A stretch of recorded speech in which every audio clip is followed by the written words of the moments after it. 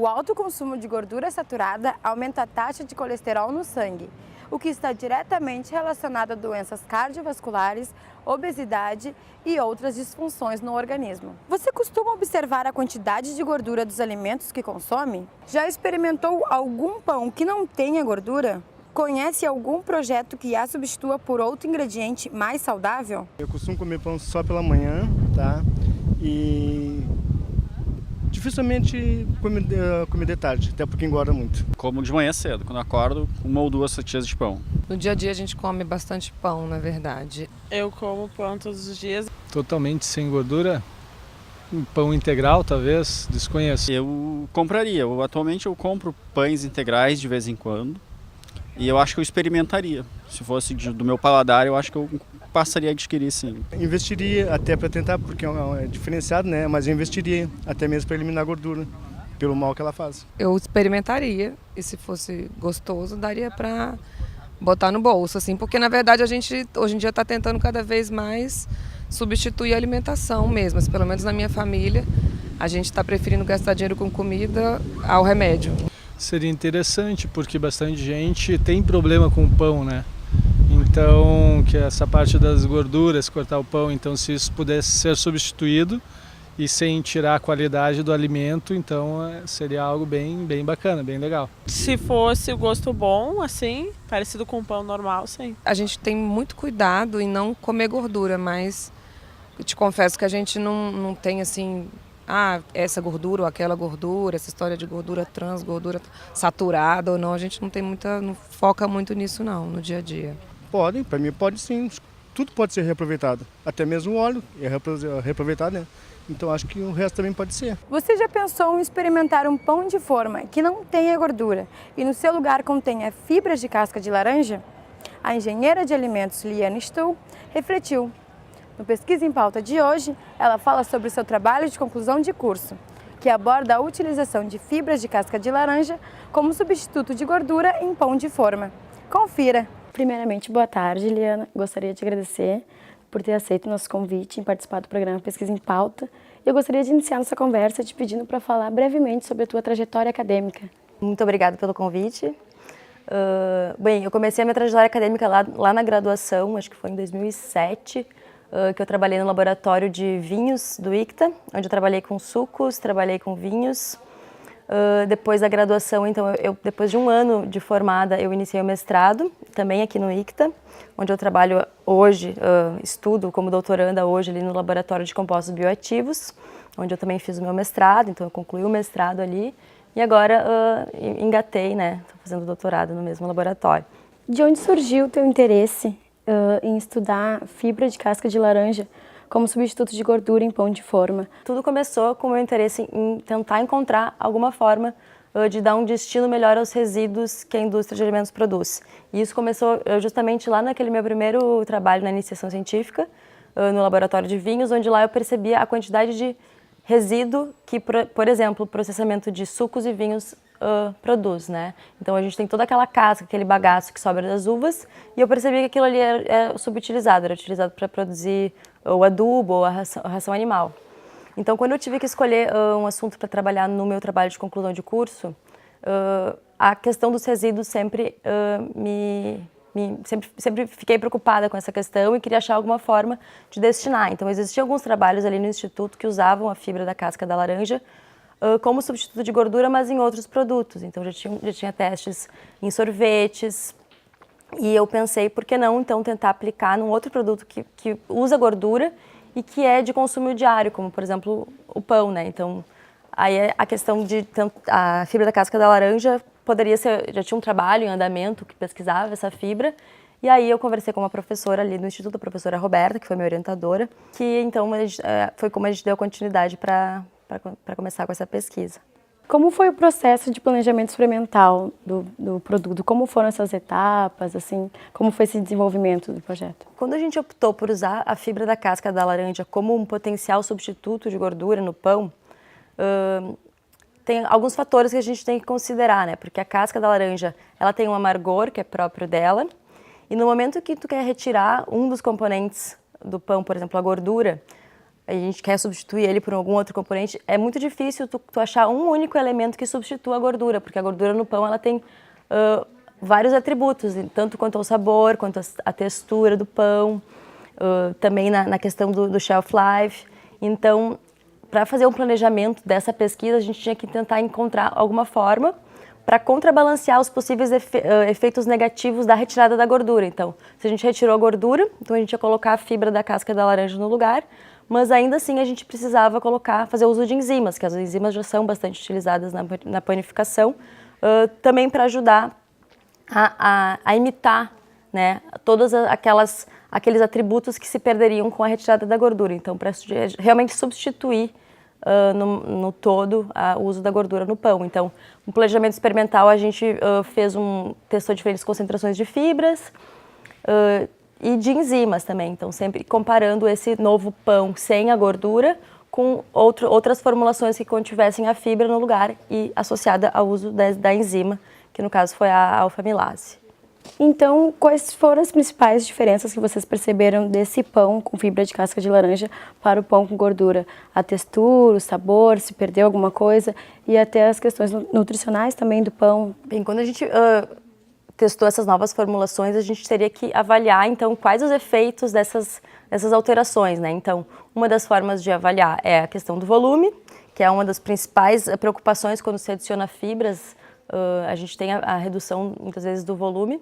Então, a gente poderia ter uma alteração no volume, a gente esperava ter uma alteração na textura.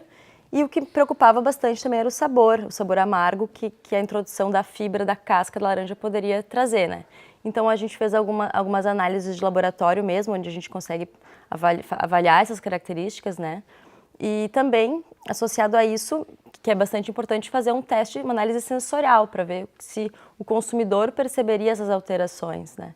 E a gente conseguiu observar que, mesmo retirando a gordura, teve uma concentração X lá que a gente encontrou, que utilizava a fibra e a enzima, que a gente conseguiu um pão até com um volume superior àquele volume que não tinha fibra, né? Que tinha gordura. Então, pra gente isso foi o sucesso do trabalho, foi realmente conseguimos tirar a gordura e o importante, a gente conseguiu manter a qualidade do pão ao longo do tempo, né, que é a característica que a gente perde também quando a gente retira a gordura.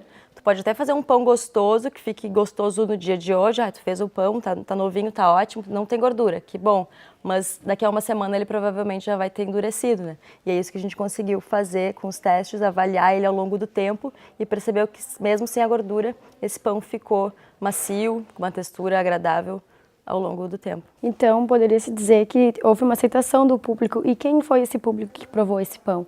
A gente faz aqui no Instituto de Ciência e Tecnologia de Alimentos, né, que é onde eu me graduei, a gente tem um laboratório de análises sensoriais, onde a gente faz testes, assim, eu não sei se já chegaste a ver um laboratório, na verdade é uma mesa, é um ambiente claro, onde tu não tem a influência externa, né, tu fica realmente, assim, fechadinho ali, sem nem ver outras pessoas e nem ver a opinião de outras pessoas, porque se tu for provar um pão e estiver com uma colega tua e tu vai olhar essa pessoa e ela, gostei, não gostei, tu já vai te influenciar, né? Então tu não quer influência externa. Então aqui no ICTA a gente tem esse laboratório e a gente faz o convite para a população em geral, né? Em geral, a gente pode tanto distribuir cartazes, convidando as pessoas para fazer uma análise sensorial, né, de pães. E foi assim que a gente conseguiu aproximadamente 50 pessoas, eu acredito. E esse pão teve uma boa aceitação. A gente, então, pede para que os provadores analisem cada uma das características dos pães, então, que vão da textura, da coloração, do aroma, se tem algum amargor. Aí os provadores, eles teriam que avaliar também os pães de uma maneira geral, então eles avaliavam de número de 1 a 9, 1 significando desgostei muitíssimo até 9 gostei muitíssimo. E a média, então, ficou a próxima a gostei muito, ou seja, teve uma aceitação acima de 80%, e que isso comercialmente, né, para pensar num produto ser viável comercialmente, é um número aceitável, ou seja, ele poderia ser comercializado, ele tem chance de ser um produto que poderia ser industrializado, inclusive.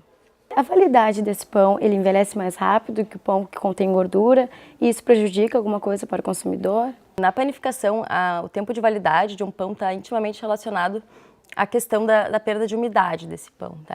O pão endurece, né, porque ele perde água. Isso no pão, na panificação, a gente chama de retrogradação do amido, que é a gente tem as cadeias do amido, de amilose, milopectina, que elas se reaproximam e expulsam a água. E então, uma das análises que a gente faz, que é o índice de retrogradação, consegue prever, então, que comportamento que esse pão teria ao longo do tempo, se ele conseguiria manter a água na sua estrutura, ou seja, ele se manteria macio por um tempo prolongado. Então, a gente fez esses testes e a gente observou que o pão, mesmo sem a gordura, manteve as características do que o pão que tem a gordura, né? Que a gordura ela tem também um papel na retenção dessa umidade. Então, esse pão, até onde nós fizemos as pesquisas, né, teria uma validade semelhante a um pão tradicional com gordura. O alto consumo de gordura saturada está diretamente ligado a doenças cardiovasculares, à obesidade e a diversas doenças. Pensando nessas questões, como tu vê a importância desse teu trabalho, trazendo um pão sem gordura, né? Eu acho que a gente sempre tem que tentar trabalhar buscando alternativas, né? A gente sabe que o consumo de gordura ele é elevado, né? A nossa dieta, em geral, tem um alto teor, uma alta ingestão de gordura. A gordura é bom, a gordura que dá o gosto das coisas. Mas então a gente, como engenheiros de alimentos, como pessoas da área da saúde, acho que é nosso papel tentar trabalhar para encontrar formas de fazer com que as pessoas possam ter uma alimentação saudável e também não deixar de lado o sabor, né? A gente quer ter alimentos saborosos, a gente quer se alimentar de forma variada, então ter produtos diversos. Uma vez que a gente tem produtos que tradicionalmente contenham gordura e a gente consegue encontrar maneiras de produzir eles que tenham um sabor que seja aceitável pelo público que não tenha a gordura, então acho que já é uma coisa para se comemorar. A busca por uma alimentação saudável faz com que esses consumidores procurem, então, novas formas, novas alimentações que não tenham gordura, né? E isso também traz uma nova indústria, um novo ramo. E qual a possibilidade desse pão que vocês estudaram ir para os mercados, para o comércio também? Realmente o consumidor ele está cada vez mais atento, né? Cada vez mais interessado em saber o que ele come e tentando buscar realmente buscar alimentos que sejam mais saudáveis. Então eu enxergo esse tipo de produto como um produto que tem potencial para ser realmente comercializado e ser incorporado pelas indústrias. Inclusive até com essa divulgação, é importante falar que essa divulgação que esse trabalho teve pelo site da URGS, né? O URGS Ciência é uma forma de trazer os trabalhos que estão no meio acadêmico para o meio externo, então teve uma repercussão bastante grande, que eu fiquei impressionada e feliz, né? Mas é uma forma de divulgar e tornar mais fácil essa aproximação da indústria, né, com esse meio acadêmico e para quem sabe, por que não esse produto então poder vir a ser comercializado de fato.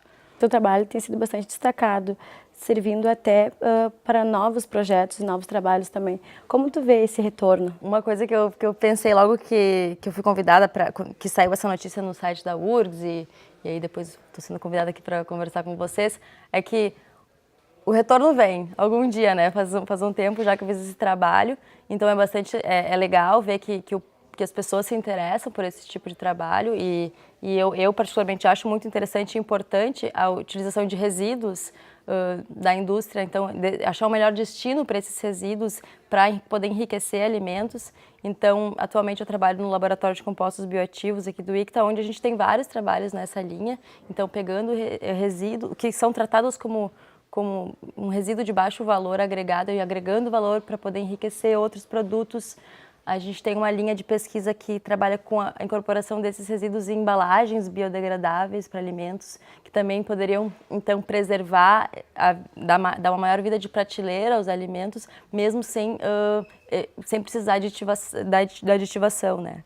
De substituir, por exemplo, antioxidantes que são sintéticos por antioxidantes naturais que estão presentes nesses materiais que são tratados como um resíduo de baixo valor. Então, de alguma maneira, tu deu continuidade a esse estudo, mas não diretamente com esse trabalho de fibra de casca de laranja. Isso, na verdade a fibra da casca da laranja, ela até foi estudada por outros pesquisadores, na verdade uma mestranda lá do nosso laboratório, ela trabalhou desenvolvendo uma massa, agora não sei qual é a situação atual do trabalho, mas realmente tem potencial e cada vez mais a gente enxerga essa importância de tentar desenvolver produtos novos a partir desses materiais e realmente acho que a gente está dando continuidade. Espero que isso continue dando frutos e que possa ser realmente aplicado, né? Que é por isso que a gente pesquisa.